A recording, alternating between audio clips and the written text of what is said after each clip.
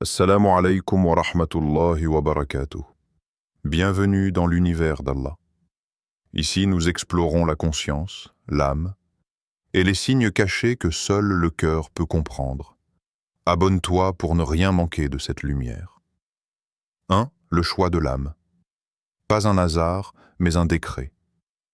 Et si cette rencontre n'était pas le fruit du hasard? Et si ce regard échangé, cette voix familière, cette impression étrange de déjà vu, n'était pas une simple coïncidence, mais une écriture ancienne d'Allah?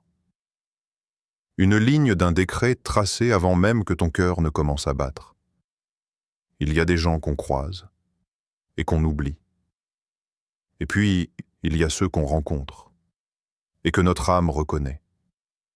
Pas à cause de leur beauté, pas à cause de leur intelligence, mais parce que quelque chose au plus profond de nous, sans explication logique, murmure « c'est lui, c'est elle ».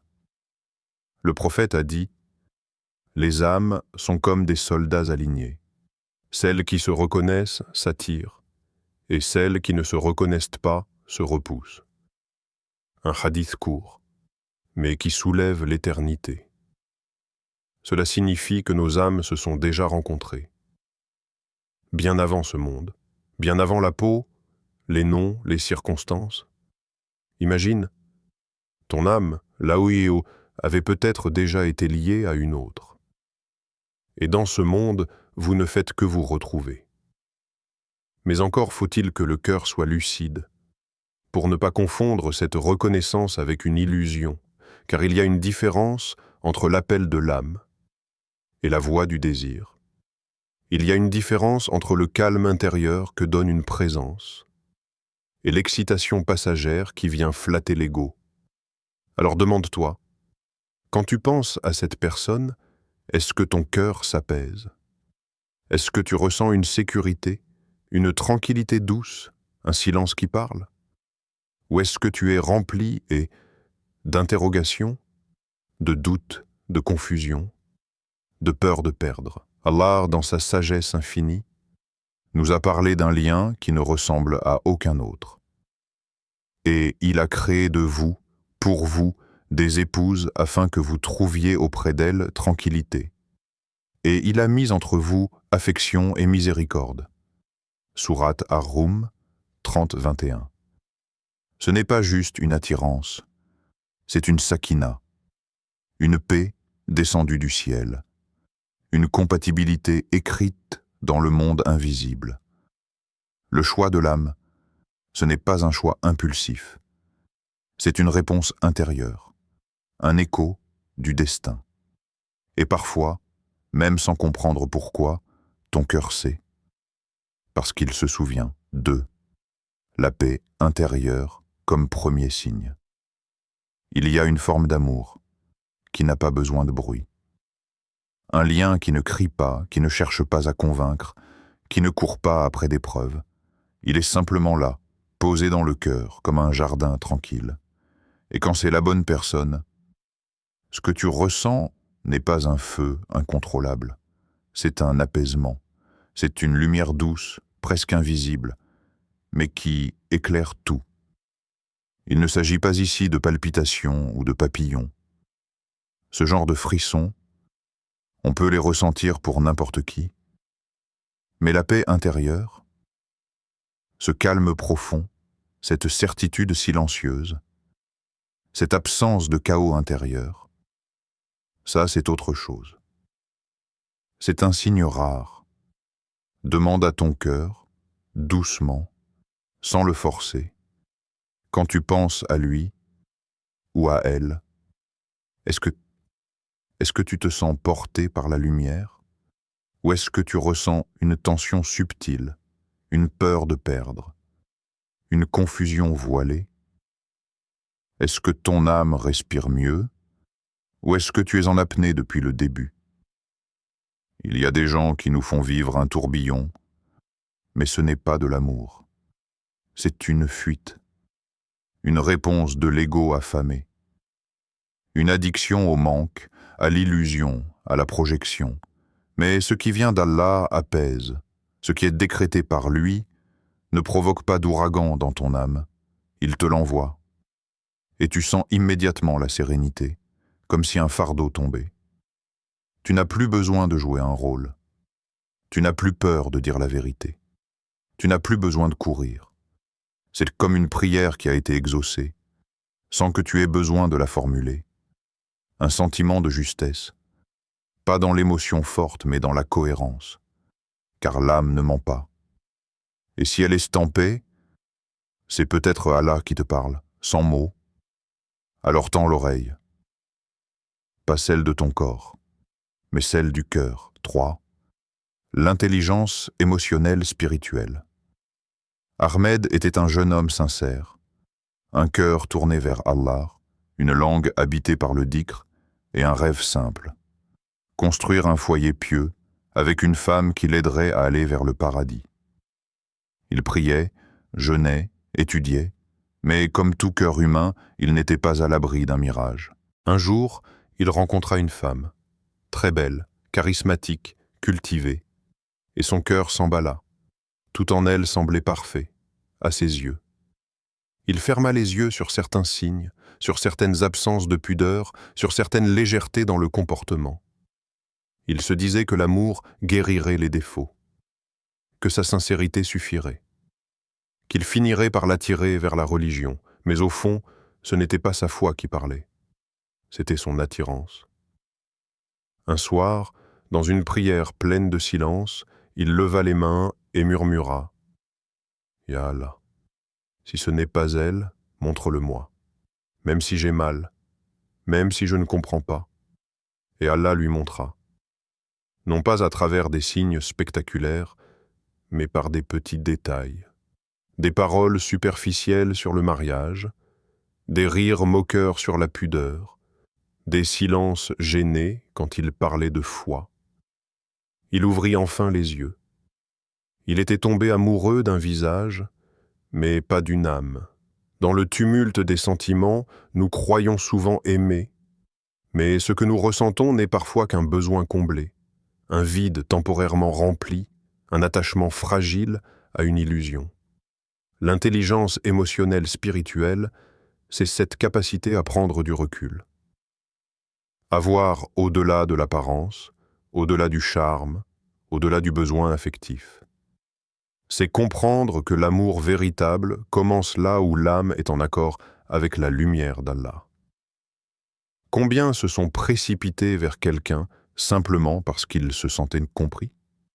Combien ont confondu compatibilité émotionnelle et connexion spirituelle? Allah nous rappelle, dans sa parole, « Et il se peut que vous aimiez une chose alors qu'elle est mauvaise pour vous. Allah sait, et vous, vous ne savez pas. » Surat al-Baqarah 2, 216. Le cœur voit avec passion, mais l'âme, elle, voit avec foi. Et quand les deux ne sont pas alignés, il vaut mieux reculer, prier et attendre que la lumière remplace la confusion. 4. Son lien. Avec Allah est ton miroir. Tu dis que tu veux un amour pur, un amour vrai, un amour qui mène vers le ciel. Mais comment espères-tu cela d'un cœur qui ne s'incline pas devant son Créateur? Tu veux de la lumière chez quelqu'un qui a tourné le dos à la source de toute lumière?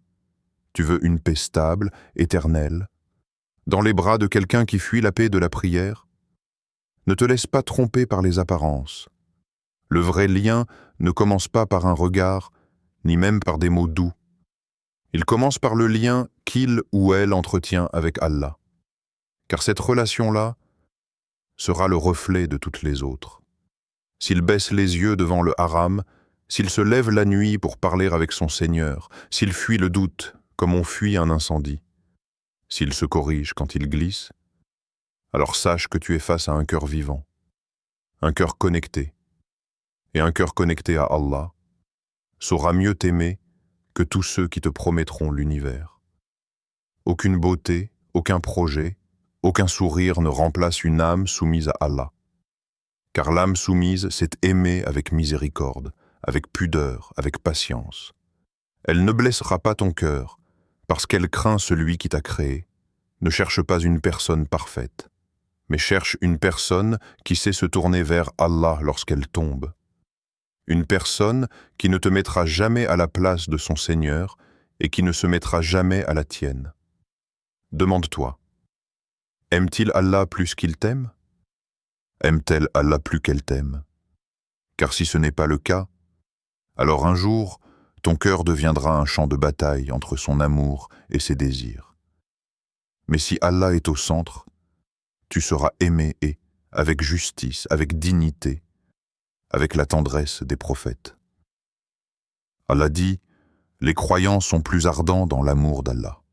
Sourate Al-Baqarah 265. C'est cet amour-là que tu dois observer avant même d'écouter ses promesses. Car ce elle ressent pour Allah, te montrera exactement comment elle saura t'aimer. Et elle oublie Allah, c'est ton cœur elle finira par oublier aussi. 5. Est-ce que c'est ce que cette personne te rapproche d'Allah? Le vrai amour ne te fait jamais reculer dans ta foi. Il te pousse vers la lumière. Il te ramène à Allah. Il éveille ton âme. Et si un jour tu doutes, souviens-toi de cette vérité simple. Ce qui t'éloigne d'Allah ne peut pas être un bien pour toi. Tu dis que tu l'aimes, mais depuis que tu es avec lui ou elle, as-tu prié plus souvent ou moins? As-tu fait plus de dhikr ou plus de scroll? As-tu pleuré par amour pour Allah ou pleuré à cause d'un amour qui t'égare? Ce sont des questions douloureuses, mais elles sauvent des âmes. Elles te poussent à repousser la prière, à franchir des limites qu'avant tu respectais, à mentir à tes parents, à vivre dans le secret, à normaliser le doute, alors écoute bien. Ce n'est pas de l'amour. C'est une épreuve. Et une épreuve peut parfois prendre la forme d'un visage qui nous attire. Alors qu'en réalité, c'est un test pour savoir jusqu'où tu es prêt et à sacrifier ta proximité avec ton Seigneur. Demande-toi, est-ce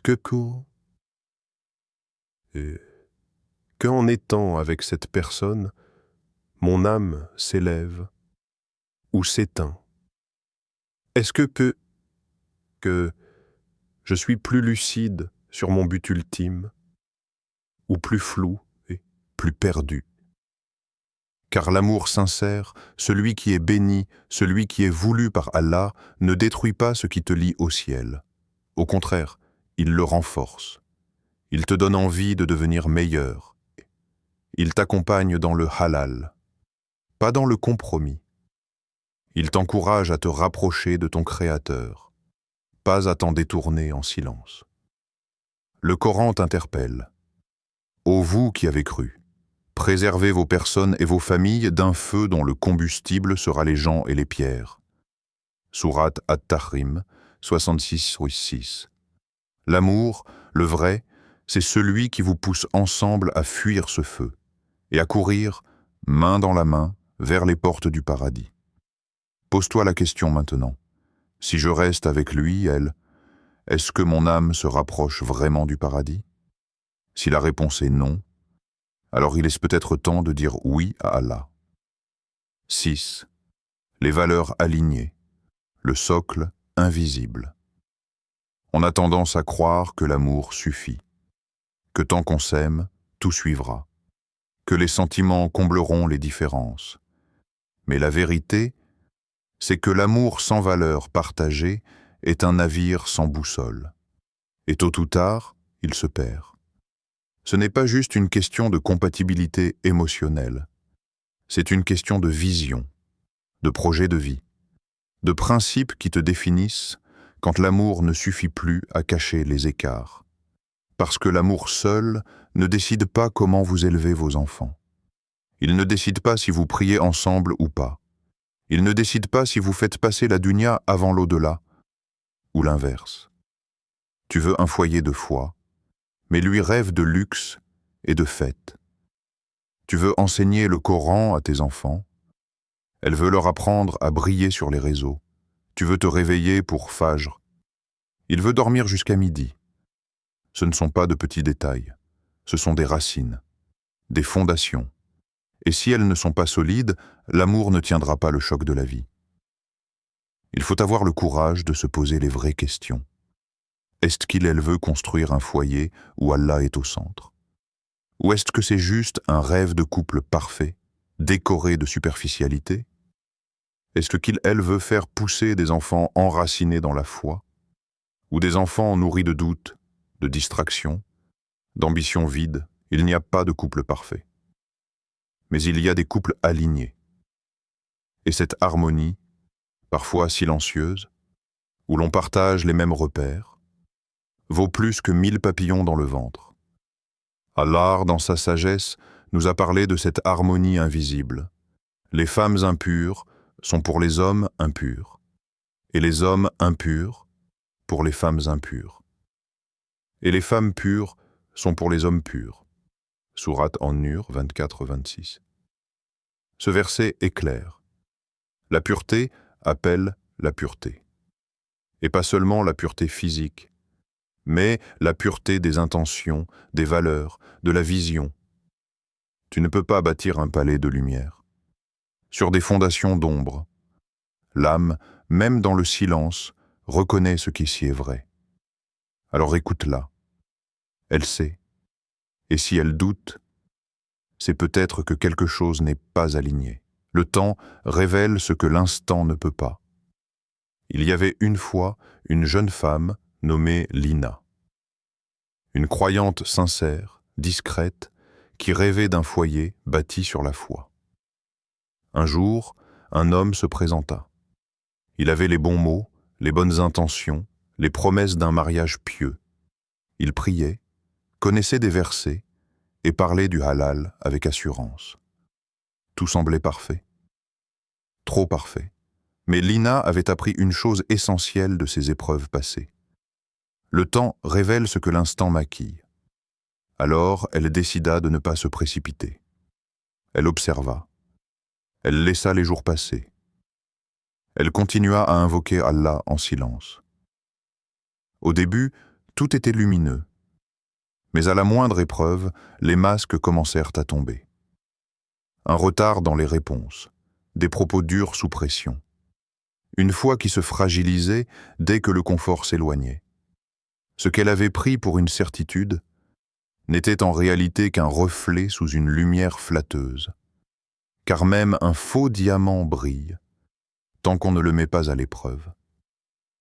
Et combien de cœurs se sont attachés, avant d'avoir laissé le temps faire son œuvre de vérité. Ne te précipite pas. L'amour sincère n'a pas besoin d'urgence. Il ne te presse pas. Il ne te pousse pas à brûler les étapes. Il attend, il observe, il prie. Regarde les gens non pas quand ils te séduisent, mais quand ils sont contrariés, quand ils n'obtiennent pas ce qu'ils veulent, quand les choses deviennent difficiles. Car c'est dans les creux de la vie que la vraie nature surgit. Et Allah, dans sa sagesse, nous l'a rappelé. Certes, nous vous éprouverons pour distinguer ceux d'entre vous qui luttent dans le bien et qui sont endurants. Sourate Muhammad 47-31. Tu veux savoir si c'est la bonne personne? Ne regarde pas seulement ses mots. Regarde sa constance, sa manière de faire face aux difficultés, sa patience, son honnêteté quand elle est mise à l'épreuve. Car l'amour véritable résiste au temps. Il ne s'efface pas à la première déception. Il ne s'effondre pas à la première contrariété. Le temps est ton allié. Laisse-le parler. Il dira la vérité, même si, au début, elle est enveloppée de silence et d'illusions. 8. L'istikara. Quand le cœur parle par Allah, et si malgré tout, tu hésites encore. Si ton cœur balance entre le oui et le non, entre l'espoir et la crainte, entre ce que tu ressens et ce que tu ignores encore. Alors pose-toi, éteins les voix autour de toi, éteins même la tienne, et confie ce qui t'échappe à celui qui ne doute jamais. Car il y a un moment où l'intelligence, les signes, les discussions, les émotions ne suffisent plus. Il reste une seule direction, le ciel. La prière d'Istikhara n'est pas un rituel pour obtenir une réponse claire comme dans les films. Ce n'est pas un rêve miraculeux ou un message gravé dans le ciel. C'est une invocation sincère, discrète, que tu fais les mains levées, les larmes prêtes à tomber. Une prière qui dit « Ya Allah, je ne vois pas tout, je ne sais pas tout, mais toi, tu sais. Montre-moi ce que moi, je ne peux pas voir, et accorde-moi le courage de l'accepter. » Et parfois, la réponse n'est pas ce que tu attends. Elle peut être un éloignement soudain, une porte qui se ferme sans bruit, une sensation de malaise persistant malgré tes efforts pour y croire. Ou au contraire, une paix profonde qui descend en toi, comme si l'univers t'avait enfin laissé respirer. Les signes ne sont pas toujours spectaculaires. Ils sont subtils, presque invisibles. Mais ton âme les reconnaît parce qu'elle les attendait. Allah dit dans le Coran, « Ton Seigneur crée ce qu'il veut et il choisit. Ce n'est pas à eux de choisir. » Sourate Al-Qasas, 28-68. Tu crois peut-être que c'est elle. Tu crois peut-être que c'est lui. Mais ton Seigneur, lui, sait ce que tu ignores. Et s'il ferme une porte, c'est peut-être pour t'éviter de tomber dans un piège doux. Et s'il t'éloigne, c'est peut-être pour mieux t'approcher de quelque chose que tu n'aurais jamais osé imaginer. Ne résiste pas à l'éloignement si Allah te l'envoie avec douceur. Ne t'attache pas à ce que ton cœur veut, mais que ton âme craint en silence. L'istikhara, c'est cette main tendue vers le ciel. Et ce ciel qui te répond, à sa manière, avec sagesse, sans bruit. Merci d'avoir voyagé avec nous dans l'univers d'Allah. Si ton cœur a vibré, si ton âme a trouvé des réponses, ce n'est pas un hasard. C'est peut-être une parole glissée pour toi, dans le secret du destin. Tu étais censé entendre ces mots, car Allah, dans sa sagesse, choisit les instants où nos cœurs sont prêts. Et peut-être qu'aujourd'hui, ton cœur l'était. Tu sais maintenant que l'amour n'est pas un feu de paille. Ce n'est pas une passion éphémère. C'est une lumière qui te rapproche d'Allah. Un lien qui élève ton âme et non qui la détourne. Alors écoute encore une fois ce que ton cœur a murmuré pendant cette vidéo. Était-ce du calme? De la tristesse? Ou cette paix rare qui ne vient que quand Allah t'envoie un signe doux, loin du bruit du monde? Ne laisse pas cette lumière s'éteindre. Abonne-toi à l'univers d'Allah pour continuer ce voyage vers celui qui t'a créé. Partage cette vidéo avec une personne dont l'âme cherche aussi la clarté. Et si tu ressens quelque chose, écris-le en commentaire. Ya Allah, guide-moi vers un amour qui me rapproche de toi. Que chaque choix que tu fasses t'élève, que chaque personne que tu rencontres soit un rappel, et non une épreuve. Et que ton cœur ne s'attache qu'à ce qui le mène à Allah. Et si tu hésites encore, souviens-toi, Allah ne t'abandonne jamais quand tu le consultes sincèrement.